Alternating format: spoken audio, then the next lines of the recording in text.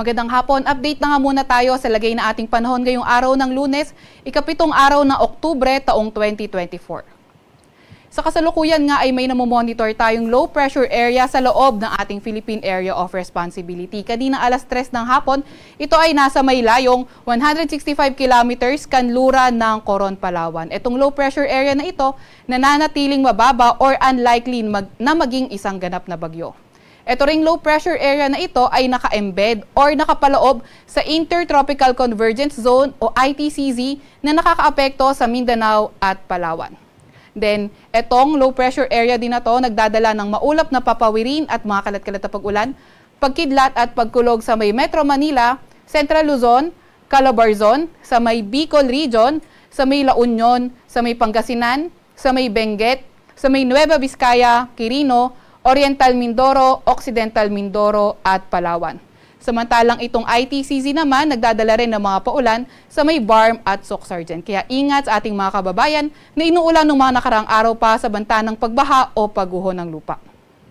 Para naman sa nalalabing bahagi ng bansa, partly cloudy to cloudy skies tayo at may mga tsansa ng mga localized thunderstorms. Sa ating mga kasamahan sa Regional Services Division, maglalabas ng mga thunderstorm advisory, rainfall advisory o hindi kaya heavy rainfall warning kung kinakailangan. Meron din nga tayong isa pang namomonitor. Ito naman ay isang bagyo sa labas ng ating Philippine Area of Responsibility. Ito ay nasa may layong 2,600 kilometers sa may silangan ng extreme northern Luzon. Mababa naman ang tsansa nitong bagyong ito na pumasok ng ating Philippine Area of Responsibility. Para naman sa lagay ng ating panahon bukas, inaasahan natin Oriental Mindoro, Occidental Mindoro at Palawan patuloy pa rin na magiging maulan. Samantalang sa Metro Manila at nalalabing bahagi ng Luzon, mga tsansa na nga lang ng mga localized thunderstorms sa ating mga babantayan. Agwat ng temperatura bukas sa Metro Manila ay 25 to 31 degrees Celsius. Sa may Lawag naman at Tugigaraw ay 24 to 33 degrees Celsius. Sa Baguio ay 18 to 23 degrees Celsius, 23 to 30 degrees Celsius sa Tagaytay at 25 to 30 degrees Celsius sa may Legazpi. Agwat naman ng temperatura sa Puerto Princesa ay 25 to 33 degrees Celsius at 26 to 33 degrees Celsius sa may Palawan.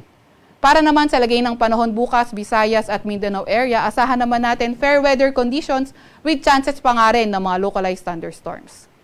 Agwat ng temperatura sa Cebu, Cagayan de Oro at Tacloban ay 25 to 32 degrees Celsius.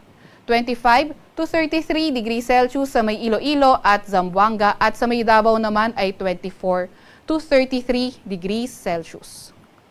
Wala pa rin tayong nakataas na gale warning sa kahit na anong baybayin ng ating bansa.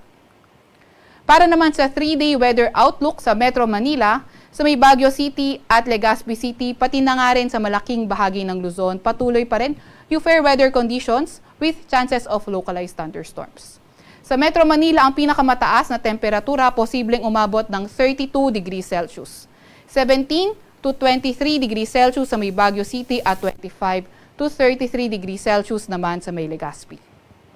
Sa Metro Cebu naman ay 25 to 33 degrees Celsius agwat ng temperatura, 25 to 33 degrees Celsius sa may Iloilo City at sa may Tacloban City, posibleng umabot ng 32 degrees Celsius ang maximum temperature. Sa Mindanao area naman, inaasahan nga natin patuloy pa nga rin yung fair weather conditions na may mga pulo-pulong pag-ulan, pagkidlat, pagkulog, gayon din sa may Metro Davao, Cagayan de Oro at Zamboanga City.